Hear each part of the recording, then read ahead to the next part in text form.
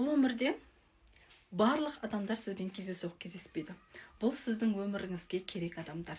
Сіз болашақта қандай миссияға баруыңыз керек, сіздің қандай болуыңыз керек, қандай мінез сізге керек болады, қандай мінез сізді шыңдау керек, сол мінездермен, сол көріністермен сізді шыңдап өміріңізге келе бастайды. Ол мүмкін екінші әкеңіз болуы мүмкін, ол ішуі мүмкін, ол ұруы мүмкін, сізді қабылдамауы мүмкін, немесе анаңыз көріп тұрса да, сіздің әділдігіңіз көріп тұрса, көрмегендей өтіп, осындай жақын адамдарыңыздан негізі мықты ұстаз ол сіздің бір отбасыңыздай келеді. Ол анаң, әкең, бауырларың. Сондықтан да олар сізді зиян келіп сындыру үшін емес, олар сізді шынайы махаббатпен шыңдап тұрып, осы өмірге алып келеді.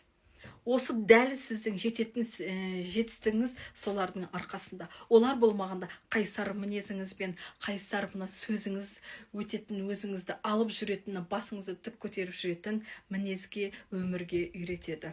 Иә, ол кезде сіз оны кінәлайсыз, түсінбейсіз, ренжисіз, ренжуге мықты үйреніп қаламыз, жек көріп кетеміз.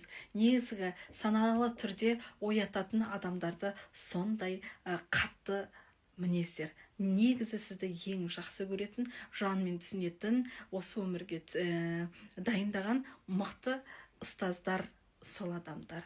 Сондықтан да саналы түрде қарасаңыз, барлығы өмірдің махаббаты екені, сабағы екенін түсінесің. Егер де мұнан бас көзбен өмір сүретін болсам, барлық адамды әлі күнге шейін қабылдай алмаймын. Жоқ, оны мүмкін емес деп өзіңді, оларды емес, өзіңді қинап өмір сүресің. Сондықтан да бұл өмірдегі әрбір кездескен адам кездейсоқ емес. Әрбір адам сені бұл өмірде лидер болу үшін, оянуың үшін, рухыңа қосылу үшін кездескен, тәрбиелеген ұстаздарың.